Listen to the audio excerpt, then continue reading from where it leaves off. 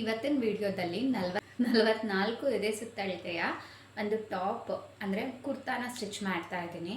ಅವ್ರಿಗೆ 44 ಏನು ಎದೆ ಸುತ್ತಳತೆ ಇದೆ ಅದು ತುಂಬ ಟೈಟ್ ಆಗ್ತಿದೆ. ಸೊ ಅದರಿಂದ ಅವರು 48 ಇಂಚ್ಗೆ ಸ್ಟಿಚ್ ಮಾಡಿ ಅಂತ ಹೇಳಿದ್ದಾರೆ.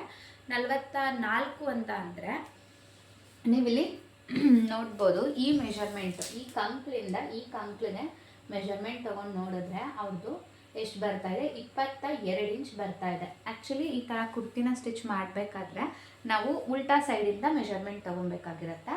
ಇದು ಬಂದು ಈ ಕಂಕ್ಲಿಂದ ಈ ಕಂಕ್ಲಿಗೆ 22 ಇಂಚ್ ರೆಡಿ ಬರ್ತಾ ಇದೆ. ಬಟ್ ಅವ್ರಿಗೆ 22 ಇಂಚ್ ಬೇಡ, 24 ಇಂಚ್ ಬೇಕು. ಓಕೆನಾ, ಒಂದು ಸೈಡು ಇಲ್ಲಿಂದ ಇಲ್ಲಿಗೆ 24 ಇಂಚ್ ಬರೋ ಥರ ಬೇಕು. ಹಾಗೆ ಮತ್ತು ನನಗಿಲ್ಲಿ ಅವ್ರು ಕೊಟ್ಟಿರೋದು ಬಂದು ಓಪನ್ ಕುರ್ತಿ ಕೊಟ್ಟಿದ್ದಾರೆ, ಸೈಡ್ ಓಪನ್ ಇರುತ್ತಲ್ಲ ಆ ರೀತಿ. ಬಟ್ ಈ ರೀತಿ ಬೇಡ ಅವ್ರಿಗೆ. ಫುಲ್ಲು ಈ ಫ್ಯಾಬ್ರಿಕ್ ಏನು ಕೊಟ್ಟಿದ್ದಾರೆ ಅದು ಫುಲ್ ಎಷ್ಟು ಅಗಲ ಬರುತ್ತೋ ಅಷ್ಟು ಅಗಲಕ್ಕೂ ಇಟ್ಟು ಸ್ಟಿಚ್ ಮಾಡಿ ಅಂತ ಹೇಳಿದ್ದಾರೆ. ನೋಡೋಣ ಬನ್ನಿ ಹೇಗೆ ನಾವು ಜಾಸ್ತಿನ ಮಾಡ್ಕೊಬೇಕು, ಹಾಗೆ ಯಾವ ರೀತಿ ನಾವು ಓಪನ್ ಕುರ್ತಿಯಿಂದ ನಾವು ಕ್ಲೋಸ್ಡ್ ಅಂಬ್ರೆಲಾ ಕಟಿಂಗ್ ಕುರ್ತಿನ ಯಾವ ರೀತಿ ಸ್ಟಿಚ್ ಮಾಡೋದು ಅಂತ ನೋಡೋಣ. ಮೊದಲಿಗೆ ಇಲ್ಲಿ ಏನು ಮಾಡಿದ್ದಾರೆ, ಈ ರೀತಿ ಮೇನ್ ಅಂದರೆ ಫ್ರಂಟ್ ಸೈಡಲ್ಲಿ ಇದು ಒಂದು ಡಿಸೈನ್ ಬರೋ ರೀತಿ ಕೊಟ್ಟಿದ್ದಾರೆ. ನಾವಿಲ್ಲಿ ಕತ್ತನ್ನ ಕಟ್ ಮಾಡ್ಕೊತೀವಲ್ಲ, ಸೊ ಅವಾಗ ಈ ಡಿಸೈನ್ ಹೋಗಿಬಿಡುತ್ತೆ. ಅದರಿಂದ ನಾವೇನು ಮಾಡಬೇಕು, ಇದನ್ನು ಬಿಚ್ಕೊಂಡ್ಬಿಡ್ಬೇಕು ಫಸ್ಟು. ಆಮೇಲೆ ನಾವು ಲೈನಿಂಗ್ ಬಟ್ಟೆಯಿಂದ ಕತ್ತನ್ನ ಟರ್ನ್ ಮಾಡಬೇಕಾದ್ರೆ ನಾವು ಇಟ್ಟು ಅಟ್ಯಾಚ್ ಮಾಡ್ಕೊಬೇಕಾಗಿರುತ್ತೆ. ಫಸ್ಟ್ ಇದನ್ನು ಬಿಚ್ಕೊಂಡ್ಬಿಡ್ತೀನಿ.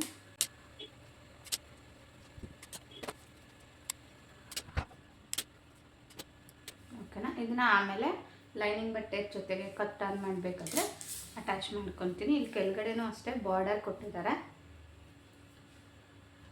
ಇದು ಅಷ್ಟೇ ಬಾರ್ಡರ್ ಏನಿದೆ ಇದು ಅಷ್ಟೇ ಸಮ ಇರೋದಿಲ್ಲ, ಒಂದು ಸೈಡ್ ಜಾಸ್ತಿ ಒಂದು ಸೈಡ್ ಕಮ್ಮಿ ಇರುತ್ತೆ. ಸೊ ಇದನ್ನು ಬಿಚ್ಕೊಂಡ್ಬಿಡ್ತೀನಿ.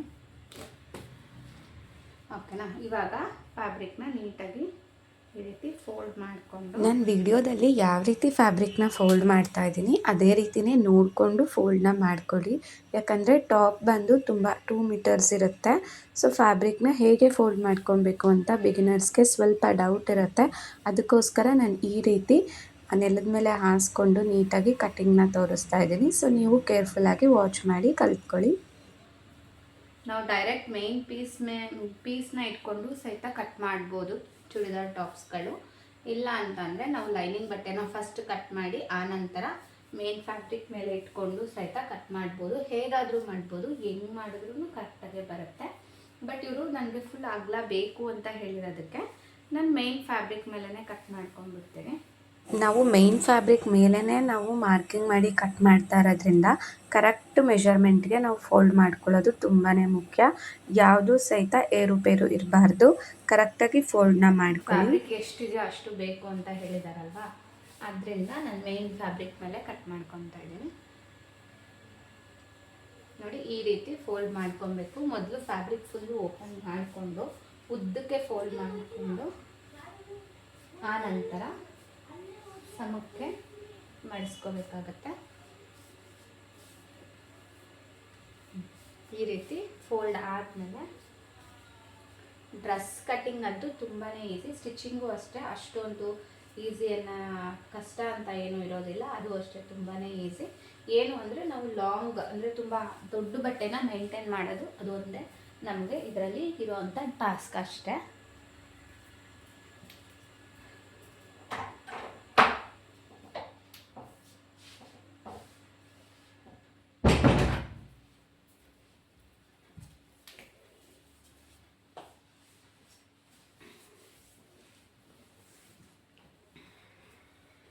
ಇವಾಗ ಶೋಲ್ಡರ್ನ ತಗೊಳ್ಳೋಣ.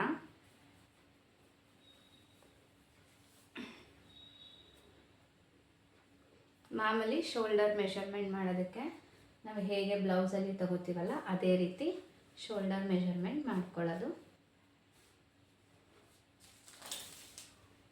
ಇಲ್ಲಿಂದ ಇಲ್ಲಿಗೆ 13 ಇಂಚ್ ಇದೆ, 13.5 ಇದೆ. ಓಕೆನಾ, 13.5 ಇದೆ. 13.5ಲಿ ಅರ್ಧ ಅಂದರೆ 7 6.75. ಎಸ್, 13ರಲ್ಲಿ ಅರ್ಧ ಅಂದರೆ 6.75 ಬರುತ್ತೆ. ಈ ಕಡೆ 3.5 ರೆಡಿ ಇದೆ. ಈ ಶೋಲ್ಡರ್ ಪಾರ್ಟು 3.5 ರೆಡಿ ಇದೆ. ಓಕೆನಾ, 6.75ಲಿ 3.5 ಅದಕ್ಕೆ ಇಟ್ಕೊಳ್ಳೋಣ. ಇನ್ನು ಫ್ರಂಟಲ್ಲಿ ಮಾಮೂಲಿ ರೌಂಡ್ ಶೇಪೆ 5.5. ಇವ್ರು ಹಾರ ತನಕ ಇಟ್ಟಿದ್ದಾರೆ, ಒಂಚೂರು ಡಿಸೈನ್ ಕೊಟ್ಟಿದ್ದಾರೆ. ನಮ್ಗೆ ಇದು ಲೇಸ್ ಇದೆ ಅಲ್ಲ, ಸೊ ಅದಕ್ಕೆ ನಾನೇನು ಡಿಸೈನ್ ಏನು ಕೊಡೋದಿಲ್ಲ, ಜಸ್ಟ್ ರೌಂಡ್ ಶೇಪ್ ಇಡ್ತೀನಿ. ಸೊ 5.5 ತೊಗೋತೀನಿ ಅಷ್ಟೇ. ಇವಾಗ ಅದನ್ನು ಮಾರ್ಕ್ ಮಾಡಿಬಿಡೋಣ.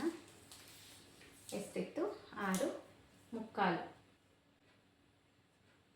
6.75 ಎಲ್ಲಿಗೆ ಬರುತ್ತೆ ಅಲ್ಲಿಗೆ ಒಂದು ಮಾರ್ಕು. 3 ಇಂಚ್ ಇತ್ತು ಈ ಕಡೆದು ರೆಡಿ, ಅದಕ್ಕೆ 1 ಇಂಚ್ ಸ್ಟಿಚಿಂಗ್ ಮಾರ್ಜಿನ್ ಸೇರಿಸಿ 4ಕ್ಕೆ ಇಡ್ತೀನಿ. ಇನ್ನು ಕತ್ತು ಬಿಡ್ತು ಬಂದು ಆಲ್ಮೋಸ್ಟ್ 2.75 ಬರುತ್ತೆ. ಬ್ರಾಡಾಗಿ ಕುತ್ಕೊಳ್ಳುತ್ತೆ ಕತ್ತು ಬಿಡ್ತು ಅಷ್ಟೇ. ಇನ್ನು ಕತ್ತು ಮುಂದೆ ಬಂದು ನಾನು ಒಂದು 5.25 ಇಡ್ತೀನಿ. ಅದಾದಮೇಲೆ ಇಲ್ಲಿ 2.25 ಇತ್ತಲ್ಲ, ಇಲ್ಲಿ 3 ಇಂಚಿಗೆ ಮಾರ್ಕ್ನ ಮಾಡಿಕೊಂಡು ಇಲ್ಲಿ ಕ್ರಾಸ್ ಆಗಿ ಮಾಡಿ ಒಂದು ರೌಂಡ್ ಶೇಪ್ನ ಕೊಡ್ತೀನಿ ಅಷ್ಟೇ.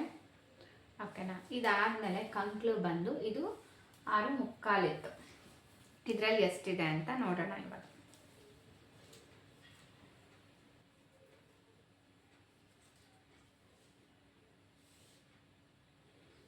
5 ಇಂಚ್ ಇದೆ, ನಾನೆಲ್ಲ 5.25 ಇಟ್ಕೊತೀನಿ. ಯಾಕಂದರೆ ಒಂಚೂರು ಬಾಡಿ ಆಗಲ ದೊಡ್ಡದಿದೆ ಅಲ್ಲ, ಅದಕ್ಕೆ 8.25 ರೆಡಿ ಇದೆ. ನಾನು 9 ಇಂಚ್ ಬರೋ ರೀತಿ ಇಟ್ಕೊತೀನಿ.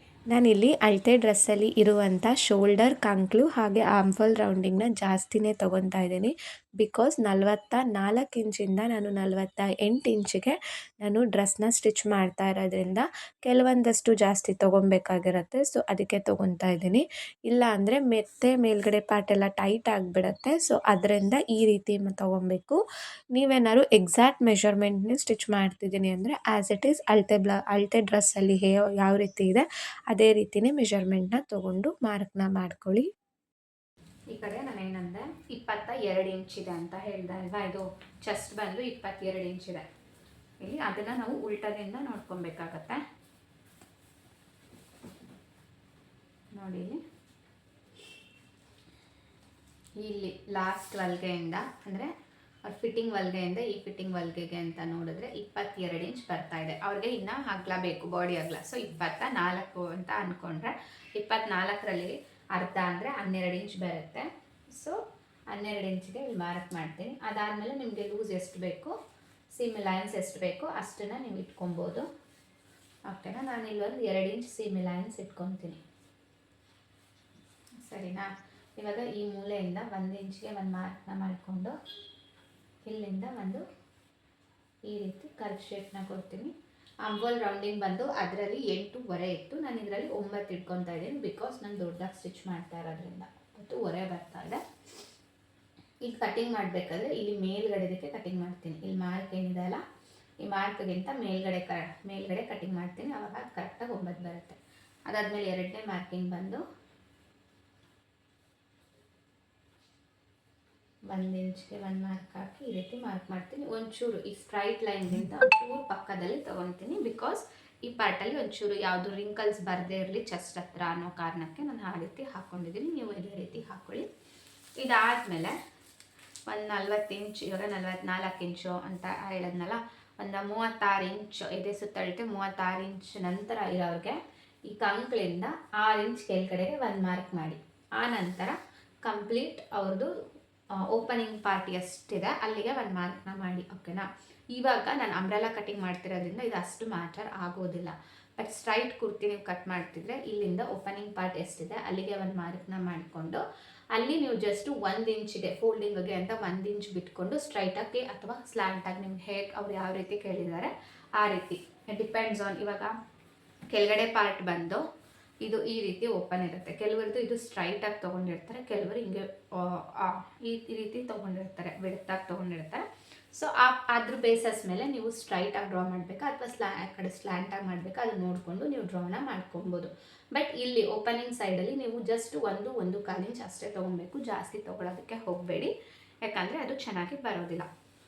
ಓಕೆನಾ? ಇವಾಗ ಇಲ್ಲಿ 12 ಇಂಚ್ ಇಟ್ಟಿದ್ದೀನಿ ಅಲ್ಲ, ಸೊ ಇಲ್ಲಿ ನಾನು 11, ಇಲ್ಲಿ 22 ಇಂಚ್ ಬರೋ ರೀತಿ ರೆಡಿ 22, ಇಲ್ಲಿ ರೆಡಿ 24 ಇಂಚು, ಇಲ್ಲಿ 22 ಇಂಚ್ ಬರೋ ರೀತಿ ಮತ್ತು ಈ ಪಾರ್ಟಲ್ಲೂ ಅಷ್ಟೇ ರೆಡಿ 24 ಇಂಚ್ ಬರೋ ರೀತಿ ನಾನು ಮಾರ್ಕ್ನ ಮಾಡಿಕೊಂಡು ಒಂದು ನೀಟಾಗಿ ಒಂದು ಶೇಪ್ನ ಕೊಡ್ತೀನಿ. ಪ್ಲಸ್ ಅದ್ರ ಜೊತೆಗೆ 2 ಇಂಚ್ ಸ್ಟಿಚಿಂಗ್ ಮಾರ್ಜಿನ್. ಇಲ್ಲೂ ನಾನು 2 ಇಂಚೇ ಕೊಡ್ತಾ ಇದ್ದೀನಿ. ಕಾರಣ ಏನು ಅಂದರೆ ನಾನು ಅಂಬ್ರೆಲಾ ಕಟ್ಟಿಂಗು 2 ಇಟ್ಕೊಬೋದು, ಇಲ್ಲ 2.5 ಆದರೂ ಇಟ್ಕೊಬೋದು. ಸ್ವಲ್ಪ ಜಾಸ್ತಿನೇ ಬಿಡಿ ಅಂತ ಹೇಳಿದರು, ಸೊ ನಾನು 2.5ನೇ ಇಟ್ಕೊತಾ ಇದ್ದೀನಿ. ನೀವು 1.5ಗಾದರೂ ಇಟ್ಕೋಬೋದು. ನಾನು ಇಲ್ಲಿ ತನಕ ಹೀಗೆ ಸ್ಟ್ರೈಟಾಗಿ ಸ್ಟಿಚ್ ಹಾಕಿ ಇದ್ರ ನಂತರ ನಾನೇನು ಮಾಡ್ತೀನಿ,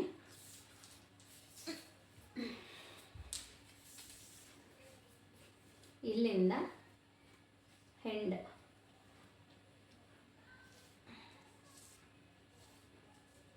ಪನ್ನ ಎಷ್ಟು ಅಗಲ ಬರುತ್ತೋ ಅಷ್ಟು ಅಗಲಕ್ಕೆ ನೋಡಿಕೊಂಡು ನಾನು ಅಷ್ಟಕ್ಕೂ ಸ್ಟಿಚ್ನ ಹಾಕೊತೀನಿ. ಇಲ್ಲಿಂದ ನಾನು ಏನು ಮಾಡ್ತೀನಿ, ಹೀಗೆ ಹೋಗ್ತಾ ಹೋಗ್ತಾ ಹೋಗ್ತಾ ಇದ್ರ ಪಕ್ಕದಲ್ಲೇ ಒಂದು ಅರ್ಧ ಇಂಚ್ ಸ್ಟಿಚಿಂಗ್ ಮಾರ್ಜಿನ್ ಥರ ಕೊಟ್ಕೊಂಡು ಸ್ಟಿಚ್ ಹಾಕಿಬಿಡ್ತೀನಿ.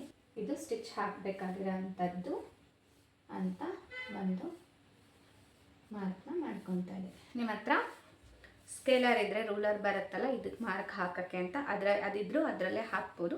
ಇಲ್ಲಾಂದರೆ ಈ ರೀತಿ ಹಾಕಿ ಏನೂ ಇಲ್ಲ, ಚೆನ್ನಾಗೇ ಬರುತ್ತೆ. ಇವಾಗ ಏನು ಮಾರ್ಕಿಂಗ್ ಮಾಡಿದ್ವೋ ಅದೇ ಅನುಸಾರದ ಮೇಲೆ ಕಟ್ಟಿಂಗ್ನ ಮಾಡ್ಕೊಂಬಿಡ್ತೀನಿ. ಇನ್ನು ನನ್ನ ಚಾನಲ್ನ ಯಾರೆಲ್ಲ ಸಬ್ಸ್ಕ್ರೈಬ್ ಮಾಡ್ಕೊಳ್ಳದೆ ನೋಡ್ತಿದ್ದೀರಾ ಪ್ಲೀಸ್ ಸಬ್ಸ್ಕ್ರೈಬ್ ಮಾಡಿಕೊಂಡು ನೋಡಿ. ಹಾಗೆ ಹೈಪ್ ಬಟನ್ ಬಂದಿದೆ, ಹೈಪ್ ಬಟನ್ನ ಕ್ಲಿಕ್ ಮಾಡಿ. ನೀವು ಮಾಡೋ ಒಂದು ಲೈಕ್, ಶೇರ್, ಕಮೆಂಟ್ ನನಗೆ ಎಷ್ಟೋ ವೀಡಿಯೋಗಳನ್ನ ಮಾಡೋದಕ್ಕೆ ಮೋಟಿವೇಶನ್ ಆಗುತ್ತೆ. ಆಬ್ವಿಯಸ್ಲಿ ವಿಡಿಯೋ ಅಪ್ಲೋಡ್ ಮಾಡೋದು ಲೇಟ್ ಆಗ್ತಾ ಇದೆ, ಸೊ ಯಾರು ಬೇಜಾರು ಮಾಡ್ಕೊಬೇಡಿ. ಟೈಲರ್ಗೆ ವಿಡಿಯೋ ಎಡಿಟಿಂಗ್ ಮಾಡಿ ಮತ್ತು ಅಪ್ಲೋಡ್ ಮಾಡೋದಕ್ಕೆ ತುಂಬ ಟೈಮ್ ಬೇಕಾಗಿರುತ್ತೆ. ಅದರಲ್ಲೂ ನನಗೆ ಚಿಕ್ಕ ಮಕ್ಕಳಿರೋದ್ರಿಂದ ಅವ್ರು ಇಲ್ಲದಿರೋ ಟೈಮಲ್ಲೇ ನಾನು ಎಡಿಟಿಂಗ್ನ ಮಾಡಬೇಕು, ಇಲ್ಲಾಂದರೆ ಅವ್ರ ವಾಯ್ಸ್ಗಳೇ ಕೇಳಿಸ್ತಾ ಇರುತ್ತೆ. ಸೊ ಅದಕ್ಕೋಸ್ಕರ ಲೇಟ್ ಆಗ್ತಾ ಇದೆ. ನೆಕ್ಸ್ಟ್ ವೀಕಲ್ಲಿ ಸ್ಯಾರಿಯಲ್ಲಿ ಲಾಂಗ್ ಗೌನ್ನ ಸ್ಟಿಚ್ ಮಾಡಿರೋ ವಿಡಿಯೋ ಇದೆ, ಅದನ್ನು ಅಪ್ಲೋಡ್ ಮಾಡ್ತೀನಿ. ಇದು ಫಿಟ್ಟಿಂಗ್ ಮಾಡೋದಕ್ಕೆ ಅಂತ ಒಂದು ನ್ಯಾಚ್ನ ಇಟ್ಕೊತೀನಿ. ಅದಾದಮೇಲೆ ಇಲ್ಲಿಂದ ಕೆಳಗಡೆ ನಾವು 6 ಇಂಚಿಗೆ ಮಾರ್ಕ್ ಮಾಡಿದ್ವಲ್ಲ ಅಲ್ಲಿ ಅಷ್ಟೇ ಒಂದು ನ್ಯಾಚ್ನ ಇಟ್ಕೊತೀನಿ. ಅಲ್ಲಿಂದ ಕೆಳಗಡೆ 15 ಇಂಚಿಗೆ ಅಂತ ಮಾರ್ಕ್ ಮಾಡಿದ್ವಲ್ಲ ಅಲ್ಲಿನೂ ಅಷ್ಟೇ ಒಂದು ನ್ಯಾಚ್ನ ಇಟ್ಕೊತೀನಿ. ಇಲ್ಲೇನು ಮಾಡಬೇಕು, ಇಲ್ಲಿಂದ ಇಲ್ಲಿಗೆ ಬರ್ತಿದ್ದಂಗೆ ಇದಾದಮೇಲೆ ನಾನೇನು ಮಾಡ್ತೀನಿ, ಸ್ಟಿಚ್ ಹಾಕಬೇಕಾದ್ರೆ ಹಿಂಗೆ ಪಕ್ಕಕ್ಕೆ ಒಂದು ಅರ್ಧ ಇಂಚ್ ಗ್ಯಾಪ ಕೊಟ್ಟು ನಾನು ಸ್ಟಿಚ್ ಹಾಕ್ಕೊತೀನಿ ಅಷ್ಟೇ. ಸೊ ಅದರಿಂದ ಆ ಮಾರ್ಕ್ಸ್ಗಳನ್ನ ಮಾಡ್ಕೊಬೇಕು. ನೆಕ್ಸ್ಟು ಕತ್ತು.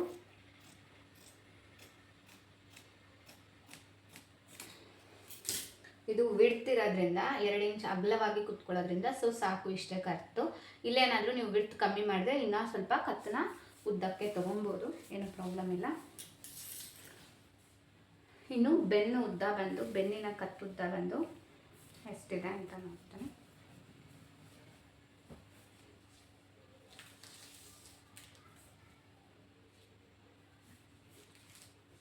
ಆ್ಯಕ್ಚುಲಿ ಫ್ರಂಟು ಬ್ಯಾಕು ಎರಡೂ ಸಮಾನ ಇದೆ.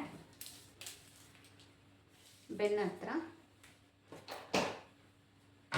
ಒಂದು 6 ಇಂಚಿಗೆ ಇಡ್ತೀನಿ. ಯಾಕೆ ಅಂತಂದರೆ ಇವ್ರಿಗೆ ಒಂದು ಟೈಯಿಂಗ್ ಸಹ ಬೇಕು ಅಂತ ಹೇಳಿದರು.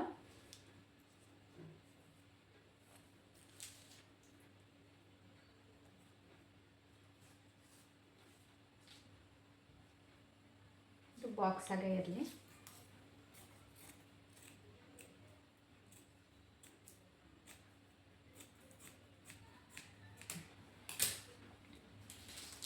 ಸೊ ನನಗೆ ಬೇಗ ಐಡೆಂಟಿಫೈ ಆಗೋಕ್ಕೆ ಡಿಫ್ರೆನ್ಸ್ ಗೊತ್ತಾಗುತ್ತೆ ಅಂತ ಅಷ್ಟೇ.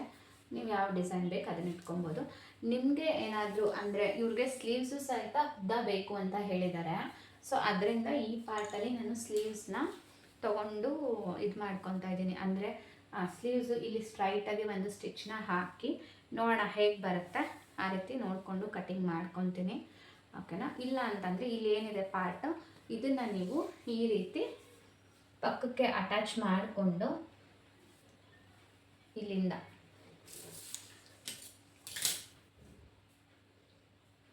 ಈ ರೀತಿ ಪಕ್ಕಕ್ಕೆ ಇದನ್ನು ಅಟ್ಯಾಚ್ ಮಾಡಿಕೊಂಡು ನೀವು ಇನ್ನೂ ಬೇಕಾದರೆ ಅಗಲನ ಮಾಡ್ಕೊಬೋದು. ಪನ್ನಾನ ಅಂದರೆ ಅಂಬ್ರೆಲಾ ಕಟ್ಟಿಂಗ್ನ ನೀವು ಇನ್ನೂ ಮಾಡ್ಕೊಬೋದು.